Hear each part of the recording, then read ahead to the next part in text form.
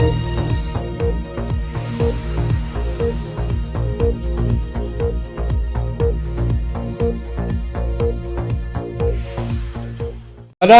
خوای گەورە و میهرەبان، هاوڕێیان و ئەندامانی ڕێکخراوی داکۆک، سڵاوتان لێبێ.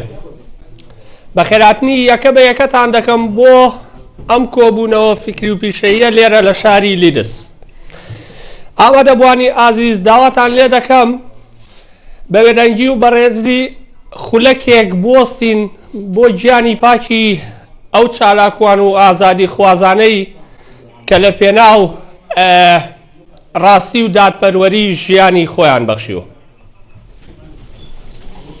پێشەوەی بچینە ناو ناوەڕۆکی بابەتەکەەوە، بە پێویستی دەزانم سوپاسی خۆمان و ڕێکخراوی داکۆک ئاراستەی ماڵی کوردان بکەین کە ئەم شوێنە شایستەیان بۆ دابین کردوین. بەڕاستی ئەم هاوکاریە بە نرخەی ئەوان بووە هۆکاری ئەوەی ئێمە بتوانین ئەمڕۆ ئەم کۆبوونەوە گرنگە لێرە بەڕێوە بەرین و جێی سوپاس و بێزانینێکی زۆرە، زۆر سوپاسیان دەکەین، دەستیان خۆش بێ. ئازیزان، ئەمڕۆ لێرە نەک تەنها وەک ڕێکخراوێک بەڵکو وەک خێزانێکی داکۆکی کار گفتوگۆ لەسەر نازنامە و سیمای خۆمان دەکەین. لەژێر ناونیشانی سیمای چالاکوانی داکۆکی کار ڕێگەیەک بەرەو کاریگەری ڕاستەقینە و ئامانەت پارێزی، چونکە باوەڕمان وایە تەنها چالاکبوون بەس نییە، بەڵکو دەبێت خاوەن کاریگەری و پارێزەری ئەو ئەمانەتە بین کە لەسەر شانمانە. شانازی دەکەین کە ئەمڕۆ لە خزمەت دوو کارەکتەری ماندووی ڕێکخراوەکەمان داین، بەڕێز کاک دانا محەممەد و کاک عومەر ساڵح. بانگێشتی بەڕێز دانا محەممەد دەکەم، ڕێخەری ئەم سیمینارە و بەرپرسی ئەنجومەنی لیدزی داکۆک، تا لەگەڵمان بێت و دیدگای خۆی بخاتە ڕووبا بفەرمێ. زۆر سپاس. سەرەتا ئەمێ سوپاسی ئامادەبوونتان بکەم، ئەمێ سوپاسی بەدەنگەوە هاتنتان بکەم کە لە خۆبوردانە ئیمڕۆ لێرە ئامادە بوون. من دڵنیاتانەکەم سوودێکی زۆر دەبینن ئیمڕۆ. ئەمێ سوپاسی ماڵی کوردانی لیدیش بکەم کە هەردەم دەرگایان کراوەیە بۆ ئێمە. ئەمێ شتێکتان بۆ بژارمەوە، کاتێک کە تەلەفۆنم بۆ کاک ڕێوار کرد بۆ ئێرە، وتی کاک دانا بە ئەندامەکانە بڵێ بە من نەڵێ چالەکوێ و ئەوە لەکوێ و ماڵی خۆیانە. هەڵبەتەوە هەڵوێستێکی جوان بوو، سوپاسی یەکەم ئێرە بە ماڵی خۆتان بزانن و هەر لە ناوەکەیەوە دیارە کە ئێرە ماڵی کوردان و ماڵی ئێمەیە. هاوڕێیانم، سەرەتا ئەمێ بەوە دەست پێ بکەم بەپێی ئەزمموی خۆم کە لە ساڵی 2023ەوە لە ناو ڕێکخراوی داکۆکم هەتا ئێستا و ئەزمموی 2 ساڵ بەرەو 2 ساڵی ئەمینداریم بەڕاستی برینێکی زۆرمانتیایە، کەم و کورتێکی زۆرمانتیایە. ئەبێ هێواش ئێمە ئەو کەم و کورتیانە چارەسەر بکەین. سەرەتا ئەمێ بەوە دەست پێ بکەم، کاری چالاکوانی کارێکی پیرۆزە. پێتان سەیر نەبێ گۆڕانکاریە گەورەکانی وڵاتان لە بەرپرسەکانەوە ڕووی نێیەوە، لە کۆشکە گەورەکانی پاشاکانەوە ڕووی نێیەوە. پێتان سەیر نەبێ لە چالاکوانێکی سادەی بێپارە بێدەسەڵات ڕوویەوە. ئێستا بە نمونە بۆ شتان ڕوونەکەمەوە. ئەمە سەرەتا ئەمێ بچمە لای چالاکوان چێە بوو، بەچێ دەوترێت چالاکوان. هێواش ئەچمە ناو باسەکە و بە نمونە بۆتان شیەکەمەوە. چالاکوان ئەو کەسەیە کە بە شێوەیەکی دیاریکراو بەکردداری هەوڵ دەدات بۆ گۆڕانکاری لە بوارێکی دیاریکراودا. کەواتە ئەم پێناسەیە چی بەیە ماڵێ؟ کاتێ تۆ لە جێی خۆت دانیشتویت، کردارت نییە خۆ ناومەنێ چالاکوان. چالاکوان قسەکردن نییە، چالاکوان هاوارکردن نییە، چالاکوان ڕەخنەگر نییە. چالاکوان کاتێ هاوارەکە ڕەخنە ئەگرێ بە کردداری ئەگەڕێ بە دوای چارەسەرە ئەیوێ چارەسەری بکات، هەڵوێست وەرەگرێ. کەواتە ئێمە تێگەیشتین چالاکوان تەماشاکەر نییە، بە کردار ئەگەڕێ بە دوای کێشەکەیە بۆ چارەسەرکردنی. باش، خەسڵەتەکانی چین؟ یەکەم خەسڵەت بڕوابوون بە دۆزەکە و دۆز چییە؟ کێشەکەیە باشە بڵین گەندەڵیە خراپ بەکارهێنانی دەسەڵاتە بڵین یەکێتی و پارتی ئەبێ بڕوات پێی هەبێ ئێستا پێتەڵم بۆ ئەبێ بڕوات پێی هەبێ باش دووەم شت دەستپێشخەرە دەستپێشخەرم سیمینارەیە چالاکوانیە هۆشیارکردنەوەیە لە فەیسبوک لە واڵەکەی خۆت کەمپینە کەواتە تۆ دەستپێشخەری هەڵەسی لە جێی خۆ هەر قسە ناکەی هەڵەسی بە کردار ئەیسەلمێنی کە تۆ چالاکوانی خەڵک لە دەوری سێم دانا خەڵک لە دەوری خۆت کۆکەیتەوە ئێستا ئەوانە و یەکێکە بۆ شیەکەمەوە خەڵک لە دەوری خۆت کۆکەیتەوە بۆچی بۆ ئامانجێکی هاوبەش ئامانجی هاوبەشی ئیمڕۆ ئێمە هەمومان من ئێوەم کۆ کردوێتەوە بۆی لەوە تێبگەین کاری چالاکوانی تا شوێیە سنوورەکانی تا شوێیە چۆن خۆمان چاکەین چۆن لە خۆپیشاندەرەوە ببین بە چالاکوان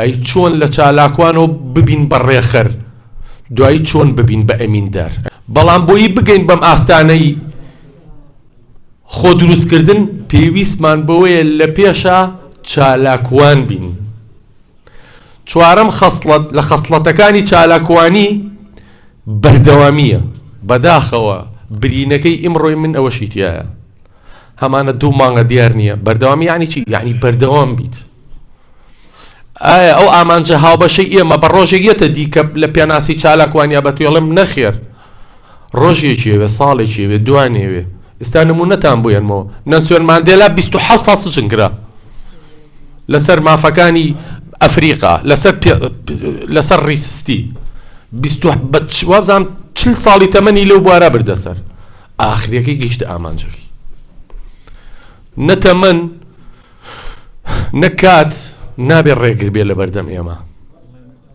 پێنجەم خەسڵەت بوێریە ئەوەش برینێکی تری ئیمڕۆیە کە ئەمەیە ئێوەی باس کچە زۆربەتان نەیناسن ئەم کچە عمری 16 ساڵ بوو خەڵکی سویدە لە مەکتەبێک دەوامێ کرد ئەمە ئێستا بەناو ئەمە لە ئیسرائیلیش گیرە سا بۆتانە ژێڕمەوە ئەم کچە عمری 16 ساڵ بوو لەسەر گۆڕانکاری کەش و هەوا جومعان نەئەچوو بۆ مەکتەب مەقەبایەکی نووسی بوو 20 سانتیم جومعان ئەچۆ بەردەم پەرلەمانی سوید ئاستەنگی هاتە بەردەمی بەڵێ بەردەوام بوو باڵێ وازی هێنا نەخێر هەتا دۆزەکەی بردەوە خەڵاتی نۆبڵی وەرگرتووە بە 16 ساڵی خەڵاتی نۆبڵی وەرگرتووە وای لە حکومەتی سوید کرد هاتە سەرخەت دوجار یەکێتی ئەوروپا هەموو عالەم هاتە سەرخەت تیانم کچە ڕاستەکە ئەبێ ئێمە ئاگامان لە کەش و هەوا بێ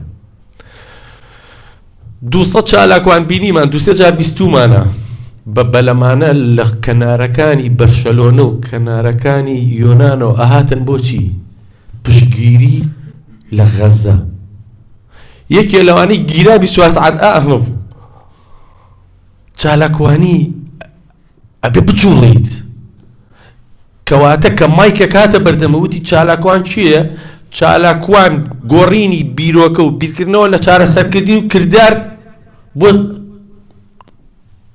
هێنانەتی ئەو ئامانجی کە بۆی تێگوشی ئەم کچە دوجار ئیشی بە غەزە نەبوو 2 خەڵاتی نۆبڵی وەرگرتووە فاوندیشنی دامەزرانوە لەگەڵ نادیە موڕاد و لەگەڵ مولالا ئەو کچەی پاکستانیش کەسی بەناوبانگ هەمویان بەهۆی کێشەیەکەوە بەهۆی گرفتێکەوە پارەیان پێویست نییە دەسەڵاتیان پێویست نییە دوجار هەڵوێستی ڕاستگۆیانی تۆ خەڵک لە چواردەوەت کۆگاتەوە پێویستە بەمانە نییە هاوڕێیان پێویستە بەوەی بجوڵی کەواتە ئێستا ئێمە تێگەیشتین چالاکوان چییە 5 خەسڵەتەکەتان بیر نەچێت 5 خەسڵەتەکە لە لای من زۆ گرنگە بڕوا بە خۆبوون بڕوا بە دۆزەکە دەست پێشخەر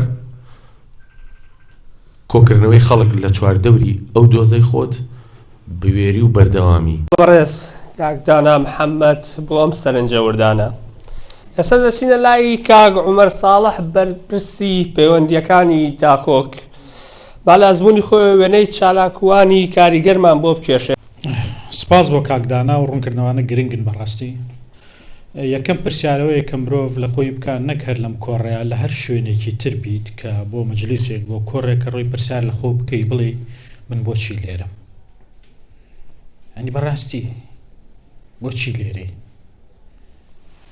بۆ هاتوویت چوار ڕەسم بگریت و بڕۆیت یان بۆچی.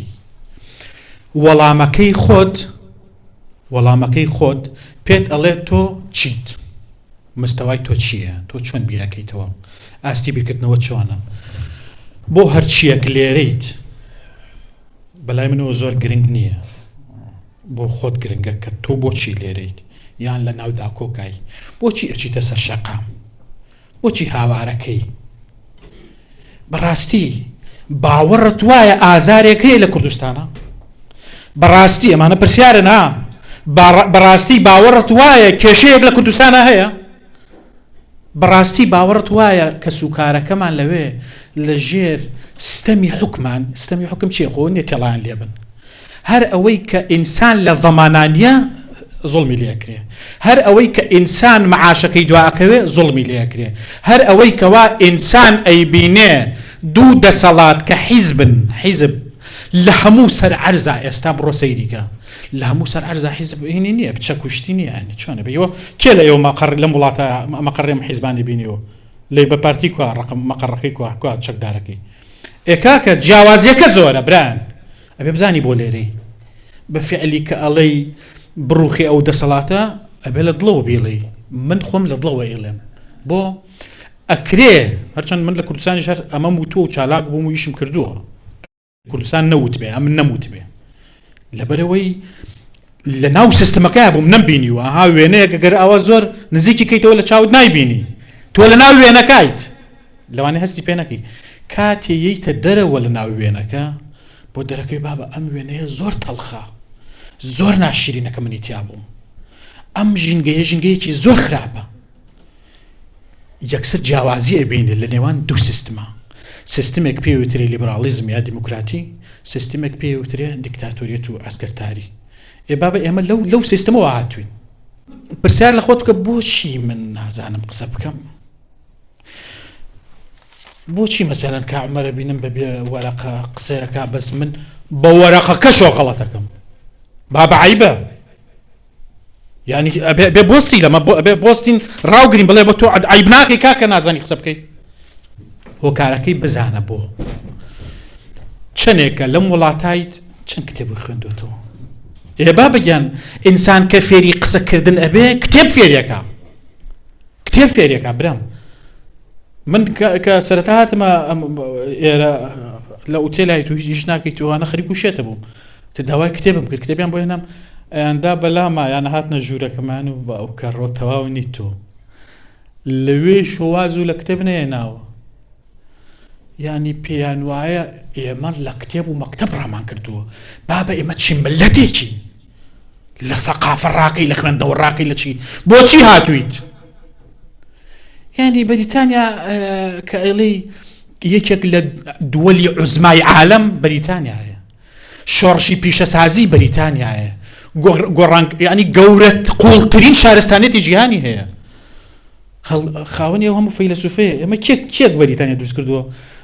ئەوەی کە زۆر لە کۆمپیوتەرە زانێت نەوەڵا، ئەوەی کە ئێرەی زۆر ئیشی کردووە، ئەوەی کە ئێرەی زۆر ئیشی کردووە چۆن ئیشی کردووە، چۆن لە خۆی ئیشی کردووە، بە تەئکید بە معریفە چۆن بەدەستێت بە خوێندنەوە برام، بە خوێندنەوە بابە ینی خوا یەکەم قسەی لەگەڵ بەشەرا ئەڵێ ئیقرا بخوێنەوە برام بڕۆ بە دوایە بڕۆن، خوا سوێن بە قەڵەمە، خوا ئەم قەڵەمە بۆیە من هەر کاتێکم بە قەڵەم هەڵیەگرم سوێن بەم قەڵەمەیە خوا و بەوەشی کە نووسراوە، ینی بەمە نووسرێ، با بەلای خوا ئەم شتانە قەدر و قیمەتی هەیە، تۆ خۆت بە موسڵمانە زانیت و پشت و کردوتە کتێب کە خوا داوایەکە و پشت و کردوتە قەڵەم کە خوا داوایەکە و پشت و کردوتە عەقڵ. یەکەم پرسیاری بەشەر کە لە گۆڕەکە لێیەکە خواڵێ ئەوەرە بزانم ئەم مەکینە کە بە گریسەکە یان پێ و پێی ئەوترێ عەقڵ و مێشک لە چیا سەرف و کرد؟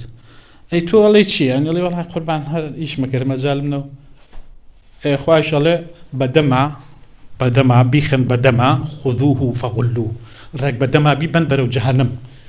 ئەمە خوا زۆر تووڕەیە لەو موقیفانە کە ئینسانێکی بەس بەشەر ئەتوانێت بیر بکاتەوە لەسەر عەرزە، بەس بەشەر ئەتوانێت لەسەر عەرزە بیر بکاتەوە، بەس بەشەر دارای ئەم مێشکەیە.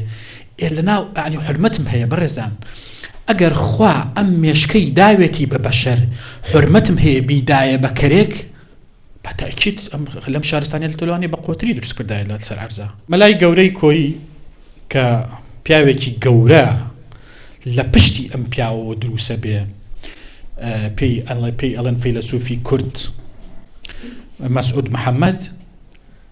محەممەد ئەیگێڕێتەوە، ئەڵێ جارێکیان باوکم پێیوتم، یعنی مەلای گەورە پێیوتووە ڕۆڵێکیان محەممەد، ئەگەر کاغەزێک بینی لەسەر عەرزا کەوت بوو هەڵی گرە بیشی خوێنەرەوە، ئیسفادەیەکی لێەکەی هەر یا شتێکی زۆر بە قوتی تایە ئیسفادەی لێەکەی، یان شتێکی بێکەڵکی تای بۆ دەرەکەوێن و سەری بێکەڵکیشمان هەیە. بابە ئێوەش هەر هەڵی گرن، برا هەڵی گرن با بزانین ئەم چوار قسەمان بۆ بکەن. کاک داناواتنی ئەوە من سارە لێ یام و ئەو جەڵدە لێ یا ئای کێ بێتە ئەم شوێنە برا. اینجا بۆ معلوماتان داکۆک لە دەرەوەی داکۆک زۆر بەهێزە قووەتێکی زۆر، یعنی تەسەور کە من دوێنێ شەو لە کۆبوونەوەیکی ئۆنلاین بووم، هەموو باسەکە باسی داکۆک بوو، خەڵکی مستەوای سیاسی بەرز باسیە کرد. کایە بخوێنەوە بۆ ئەوەی حەدی عەقل بتوانین من مایک بەم بە هەمووتان قسە بکەن، بڵێن الحەمدولیلا خۆ زۆر باشی تایە. لە سیمینارەکانە دەرەکەوێت کە نووسەرەکان و سیاسیەکان پێمان دەڵێن بەڕاستی ئێوە ئەندامەکانتان زۆر بەتوانان، مداخەلەی جوان، قسەی جوان زۆر جدین تیامانەیە، زۆرمان تایە، ئەبێ هەمومان وابین. ئینشاءڵڵا وردە پلانمان هەیە مخەیم بکەینەوە، بڕۆینە دەرەوە کۆرە دەورەی فکری سیاسی ڕۆشنبیری ئەوانە بکەینەوە، ئەبێ بێن هەمومان بڕۆین، قرار نییە تا قیامەت لێرە بین، ئەڕۆینەوە لەوێش ئیشەکەین.